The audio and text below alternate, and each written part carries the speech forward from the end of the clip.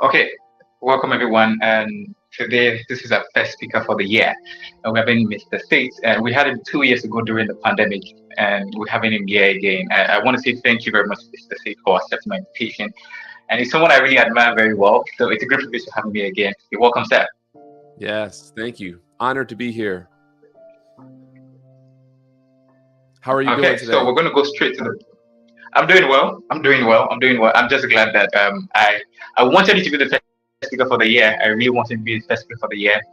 And I've been watching your consistency with what you do. I'm like, nah, we need to have this man here. And it's a great privilege to have you. Yeah, I'm honored. I'm honored to be here. I love what you're doing. Thank you so much, sir. Yep. I'm listening. You wanted to say something? Oh no, I just say I love what you're doing. I love the community that you're building, and just your focus on leadership and helping individuals grow as leaders. I salute you, my brother, from across the way, and I just continue to wish you much success this new year as you continue to grow and build this community. Thank you so much, sir. Thank you so much. Okay, so now we're going to let Mr. Say take the floor right now, and you'll be speaking on beyond performance. What's the next level of leadership? Thank you so much, sir. The floor is yours. Yes, sir. Yes, sir. I'm gonna share my screen and want to make sure that everyone can see it here. I want to make sure. Wonderful. So I'm really honored to be able to come and speak. As Miracle said, my name is Seth, and I work with leaders and organizations to really kind of help them unlock their potential. And I'm really honored to be here. It's 7:00 in the morning where I am in California. I know for many of you all, it might be later in the afternoon. And so I'm glad that you're able to join us today. I want to share with you a concept that was something that I discovered and that has added a lot of value. I can't take credit for this concept. It's something that was taught to me, and I just feel like it adds tremendous value to individuals when you fully understand it. I firmly believe every single one of you that you have unlimited potential. I want to say that word again, right? You have unlimited potential. You have the ability to accomplish and to do like everything that you set your mind to, everything that you set your heart to.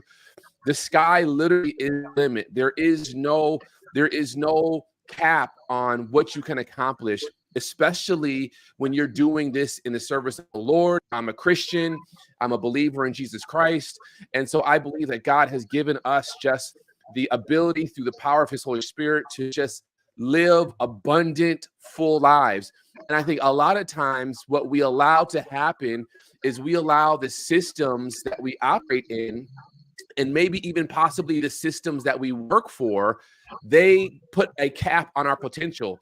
They limit us. They slow us down. They tell us that this is only as far as we can go. Or what they will do is they will limit our thinking. And because they limit our thinking and they tell us, well, that's never been done before, or we don't do those things around here, it automatically puts a constraint on us. But I want to share with you a concept that I believe will be transformational in really helping you to understand that there really is no limit on your potential, and the sky literally is the limit.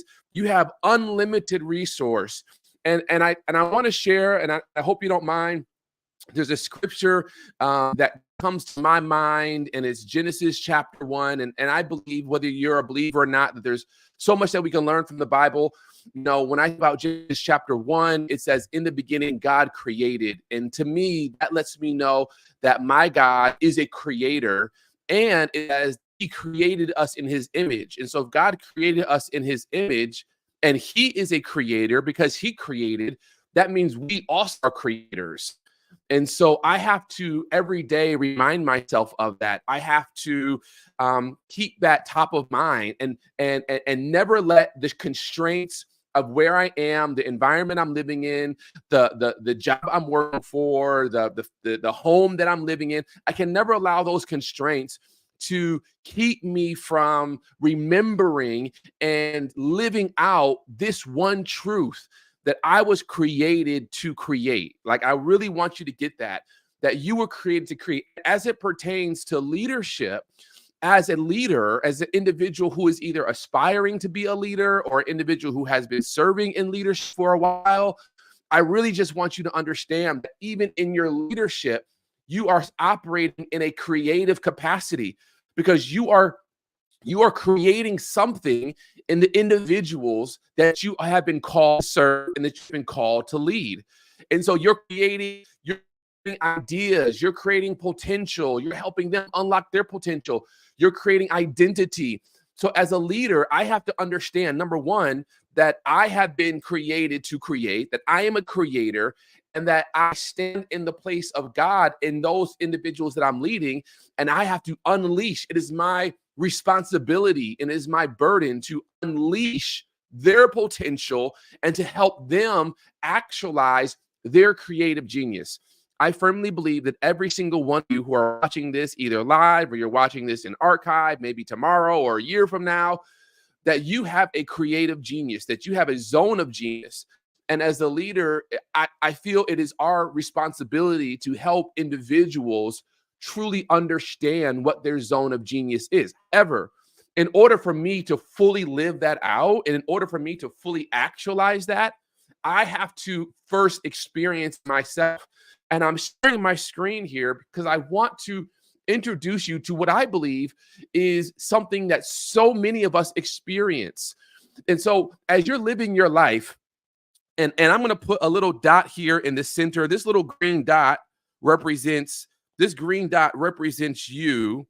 As you're living your life, you have ideas, you have dreams, you have aspirations, you have creative things that you want to pursue. But inevitably, what happens as you're living your life is there is a part of your brain that says, yes, Miracle, go forward. You can do it. And there's another part of your brain that says, Miracle, I don't suggest that you do that. You probably can't accomplish that. Like every single one of us, each one of us, we live with this tension inside our mind, a almost like a good angel that is telling us to go forward, and then an evil angel on the other shoulder that's telling us you probably can't do that. That's not reality. One way to articulate it is to think about in your brain. All of us, we have a dream. Our brain is a dream factory, meaning it's constantly dreaming up ideas and things that we can pursue. And then another part of our brain is what I like to call a gatekeeper, right? It's a gatekeeper. It prevents us from allowing those dreams to become reality.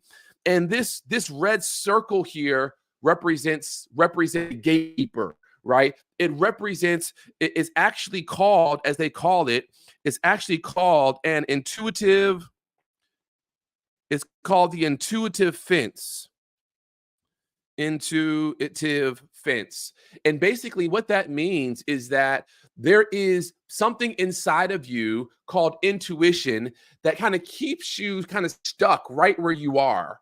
It keeps you kind of playing small. It keeps you from truly experiencing your highest level.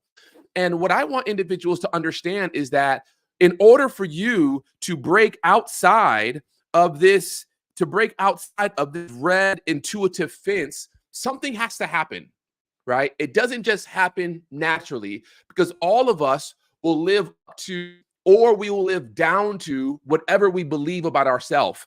And this red circle here represents the boundary of what you believe about yourself. You've probably heard that saying before: if you think you can or you think you can't, you're right. And that is so true on so many levels, because you will live up to or you will live down to whatever you think about who you are, about yourself, your identity.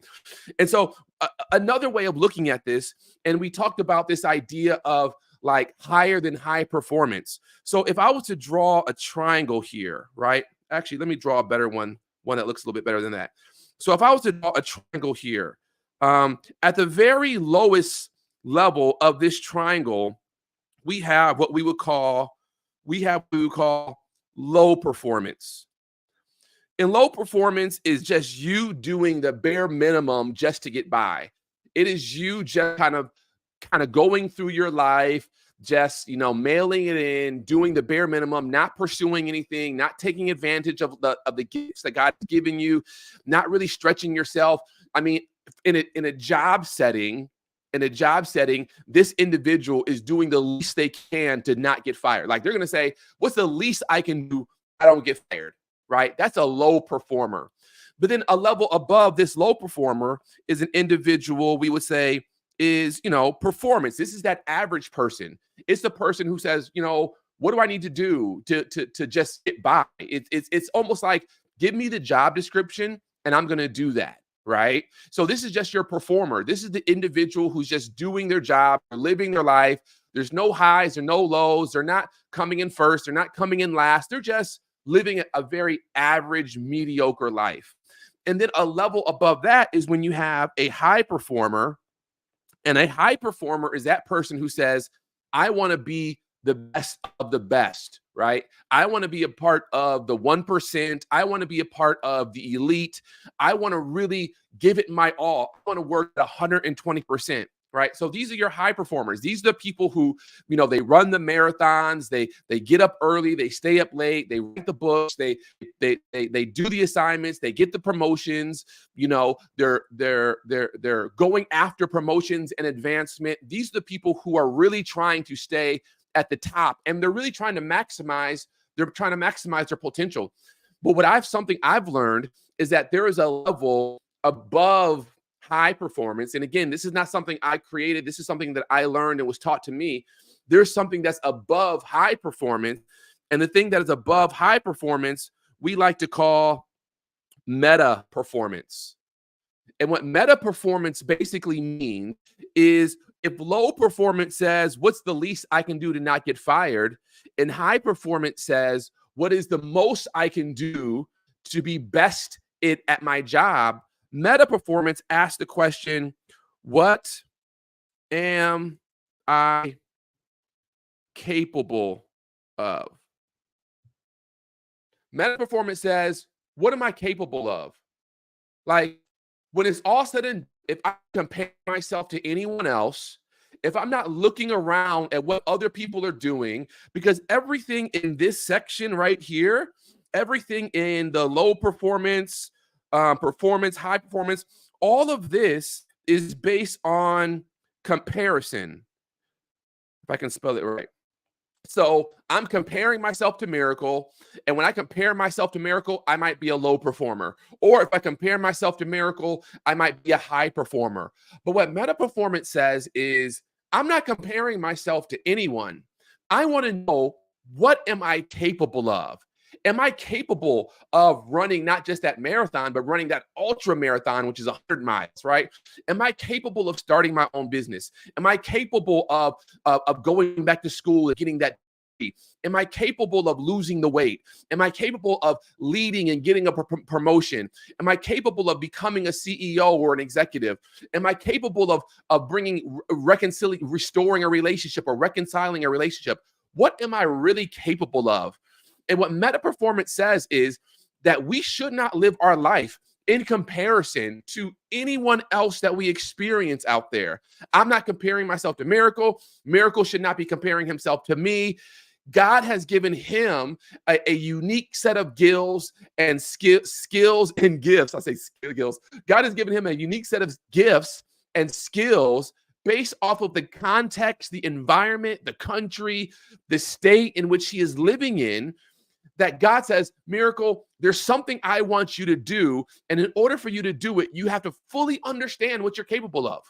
And you have to dream, and you have to envision, and you have to just allow your mind to wander around your full capability, and not allow what your parents told you, what your boss told you, what your siblings told you, what the system has told you, to put a cap on your capability. Now, going back to this intuitive fence, when it comes to meta performance, each one of us, as long as we are operating inside the circle of our intuitive fence, these are things that we feel that are possible for us to do. Possible simply means, like, I think I can probably lose 5 pounds. Like, I think I can probably, lead this team of people at my job. I think I can possibly accomplish this goal, right? Like, there's things that every single one of us that are possible for us. But what happens is, the closer I get to this red line, and then if I start to stay outside of this red line, my intuitive fence says, you can't do that. Like, okay, Seth, you can lose like the 5 pounds, but you can't lose 50 pounds, right? Like, you can lead this, this small team of, 3 or 4 individuals, but you can't lead the entire company, right? Like, there is this idea that there's something that I think is that I'm capable of, but then there's something beyond what my mind is telling me I am capable of. And when I start to think about what might possibly be out here, my brain tells me it's not possible. And so the way that this works is, everything in the circle is what I believe is possible for me to accomplish. But when I get out here to the outer edge circle, this becomes probable. So, I think it's possible for me to lose 5 pounds. I can probably lose 10 pounds, right? Or I think it's possible for me to lead a team of 5 people. I could probably lead a team of 10 people. But then as I go further outside of my intuitive fence, then out here this becomes improbable. And here becomes impossible. So I want you to think about something in your life, and we're going to use 12 months as kind of like our time-bound structure, right? Framework. And I want you to think about something that, and Miracle, if you want to chime in, feel free to. What is something that you feel that you can accomplish within 12 months? Like, you can get this done in 12 months. Okay. I think one of the projects I wanted to embark on was empowering young people in about 10 states, in which I knew that it was very possible to do that within 12 months. Yes. You said within 10 states? Yes, within 10 states in Nigeria, which I knew was possible. We're looking about empowering about close to 100 students in each state. 100. And when you say states, what do you mean by states? Okay, so in Nigeria, we have Lagos State, we have Abuja, we have, just like in the US, they have California, Florida. So that the countryside. Yeah. Okay, so you're saying you want to empower 100 people, young people, within 10 states? Yes, from each state, 100 people from each state. 100 people in each state. Beautiful, right? So we would say possible 100 people, and we would say 10 states, right? And that's within 12 months, right? Yes. What I would want you to think about is, okay, this is what it kind of looks like.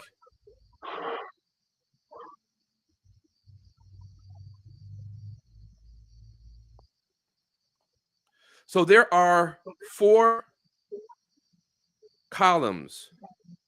And in column 1, it's possible for you to empower 100 people in 10 states, right? 100 in each state. Column 2 might be, well, I could if I really worked hard and I really stretched myself, I could probably empower maybe 100 people in 20 states, right? And that's 100 per state, correct? Yes. Okay. Right. Now, it's probably improbable for me to empower 200 people in 40 states. It's probably unlikely, right? Yeah. And it's probably impossible for me to empower 1,000 people in 50 states. Yeah. And this is all within 12 months. All in 12 months. And what I want to challenge you and our listeners to think about is the reason why you said 100 people in 10 states is because your intuitive fence said, you know, this is probably possible. Yeah. This is probably possible. Like, I can do this, right? But the moment you start thinking about 1,000 people in 50 states, your intuitive fence is like, that's not possible. But what I want to ask you, though, again, is really answering the question, what am I capable of? I know I'm capable of empowering 100 students in 10 states, but am I capable of empowering 1,000 students in 50 states? And if I am capable of it, what would need to be true? Like, that's the question. What would need to be true in order for me to empower 1,000 young people in 50 states? And when you sit with that question is the question that starts to open up and expand your intuitive fence. Because that's what we want to do, is we want your intuitive fence to go from like this. We want it to expand and to eventually get to this point where now your intuitive fence is so large that literally nothing is impossible. Nothing is impossible. But in order for us to get there, practically, we have to answer the question. What would need to be true? And this question is really it's not a logistics question. It's not an operational question. This question is a question that hits at the heart of our identity. What would need to be true about who I am? What would I need to believe in about myself? What would I need to believe in about my situation? What would need to change about how I see myself? Because I back to this quote, you will live up to or you will live down to whatever you believe about yourself. So if you believe that it's possible for you to empower 1,000 young people in 50 states, then you will live up to that. You will start reaching out to different people. You will start networking with different individuals.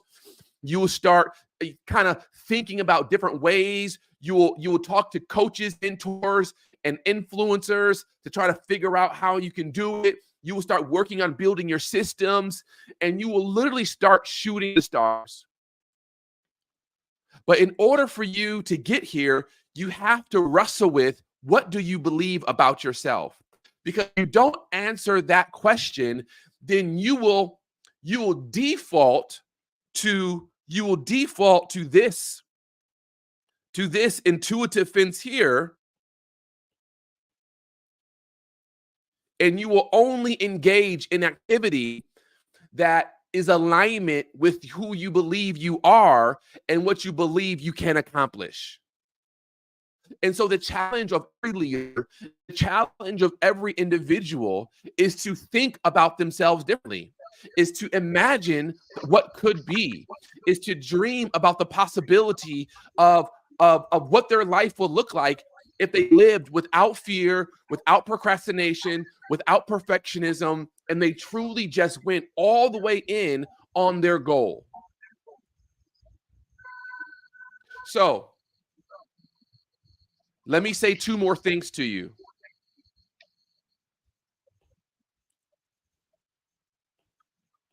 In column 1, that is there.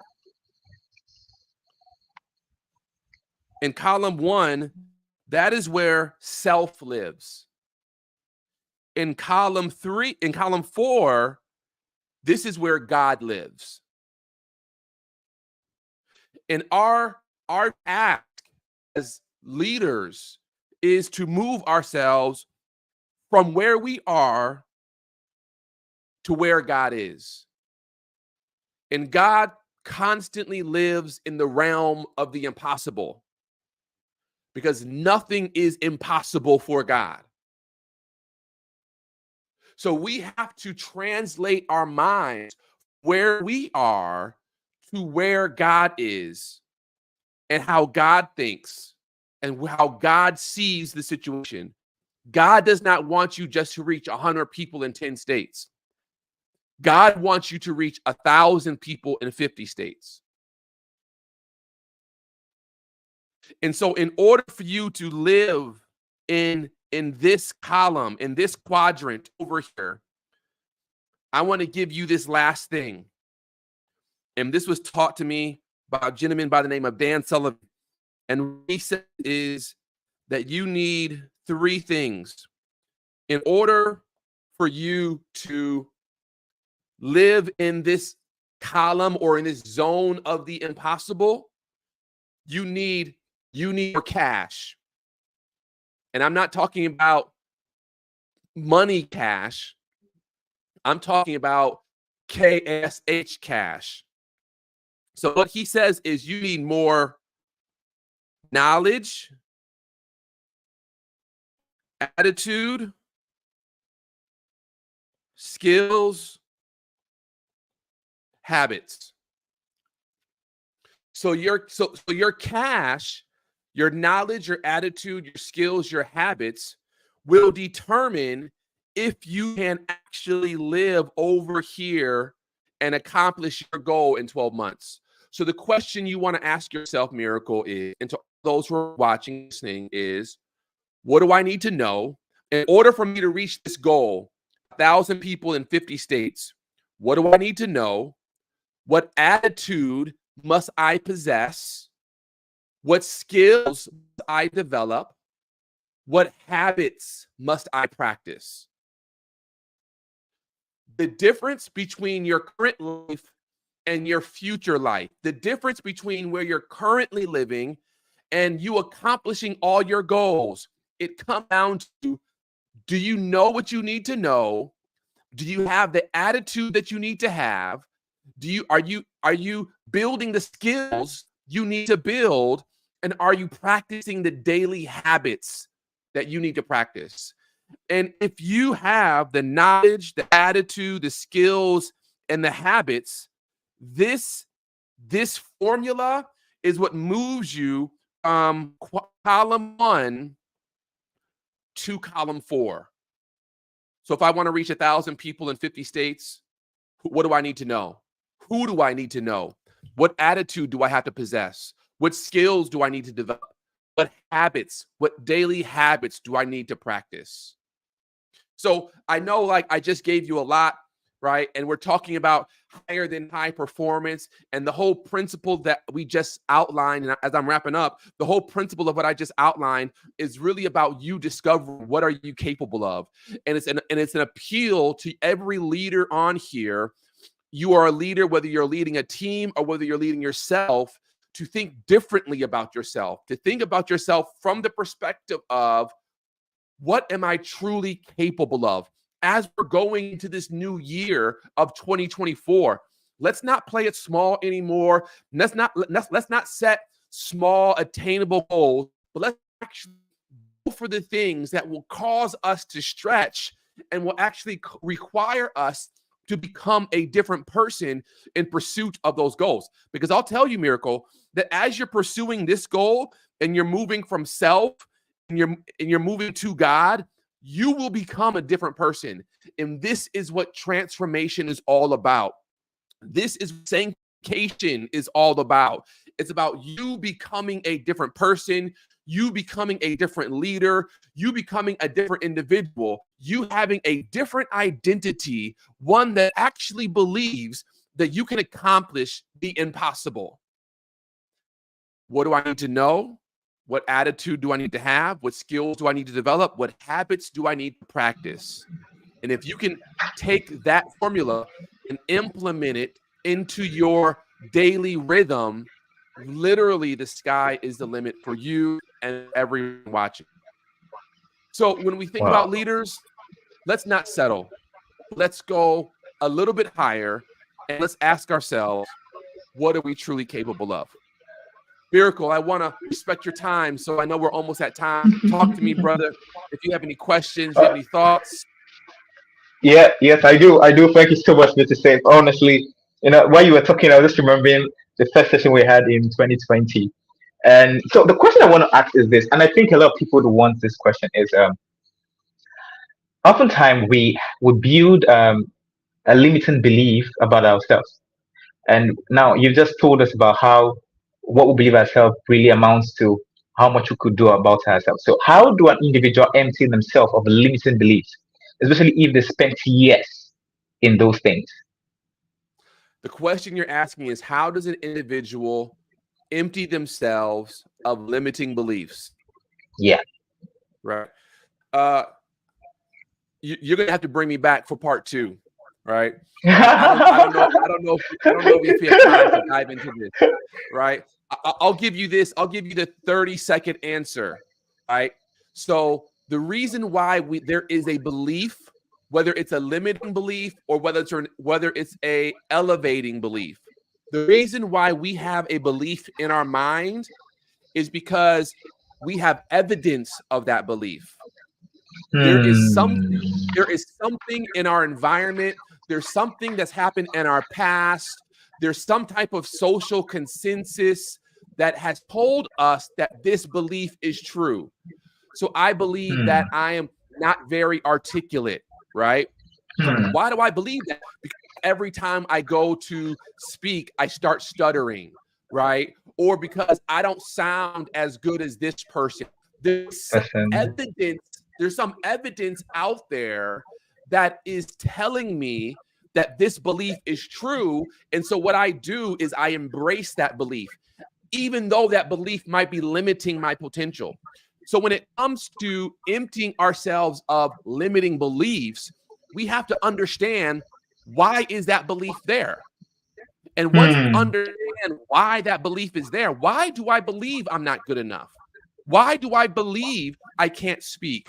Why do I believe I can't lead? What evidence do I have that this belief is actually true? And once I really thoroughly evaluate the evidence, and the evidence might be true, like I might say, I tried to lead my high school class and no one wanted to follow me. So therefore, I'm not a good leader, right? Okay, that's true. You did try to lead your high school class. No one wanted to follow you. So I'm not suggesting that is somehow not true. No, it's true. However, what I have to do is I have to replace the evidence with stronger evidence. So what does that mean? What does that actually mean? No one wanted to follow me. Does that mean I'm a bad leader? Okay, maybe. Or it could mean that, well, this was my first time ever leading and I never had a mentor before and no one taught me how to lead. So I was just trying to learn. So it doesn't mean I'm a bad leader. What it actually meant was that I was an immature leader or I was a novice leader. So what we have to do is we really have to look at what evidence is out there that is confirming these limiting beliefs. And then we have to find new evidence that will affirm a higher order level of beliefs. So while, yes, there might be evidence that I'm not very articulate, there is also evidence that if I continue to practice, I will get better. And so it's really all about what evidence are you looking at, and what meaning are you attaching to that evidence? So because I, made a mistake, what does that actually mean? Does that mean I'm a failure, or does that mean I'm learning? What meaning am I attaching to that mistake? The mistake is true. So I'm not suggesting that you put your head in the sand and you ignore the mistakes of your. No, what I want you to do is I want you to reevaluate the meaning and the evidence that you are attaching to that mistake, and allowing that meaning then to be a judgment over your life and to inform your identity. It's more than what we have time to go into, but to empty yourself of limiting beliefs, it's really, you have to evaluate why those limiting beliefs are there. And then you have to reframe the evidence, right? You have to reframe the evidence and put and attach new meaning to that old situation, which will then allow you to have a new, the new meaning actually adds like a new mindset and perspective on the old situation, which now will be empowering rather than limiting. Make sense?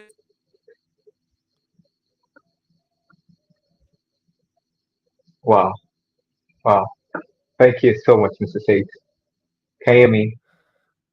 Yes, sir. Yes, sir. Okay, good. So the last question before we end this, and I think it's very important. We might have to have a part 2 of this. I think this will be the first time having a part 2 of this section. Okay. Okay. So the question is, and I think it's very important. I've studied you very well and I've observed you, and I see the lot of strong principles that I see you hold. And we're starting this new year, and I want all our viewers who are going to be watching this and those who are watching right now, what, from your level of exposure or from your level of experience, what is one word you want people should actually be aware of, or what to take into consideration as we get into this new year? What's something you've studied, something you've realized that, okay, this word would probably help individuals and leaders in whatever field they find themselves? That's good. That's a good question. Just one word? One word? Now, it doesn't have to be just one word, like a word or few words. Okay. Yeah. I mean, wow, that's a great question. So I think that the word or the phrase that I would use for this new year is more like a phrase, is I would want people to really believe. I would want people to really believe that whatever they set their mind to do, that they can accomplish. Like my burden is that people would understand that there is more in life that they can experience, they are currently experiencing. That's something that God has been telling me about myself. There's a scripture of a man who was lame. I think it was a blind man, came to Jesus and wanted to be healed. And Jesus said to him, be it unto you according to your faith.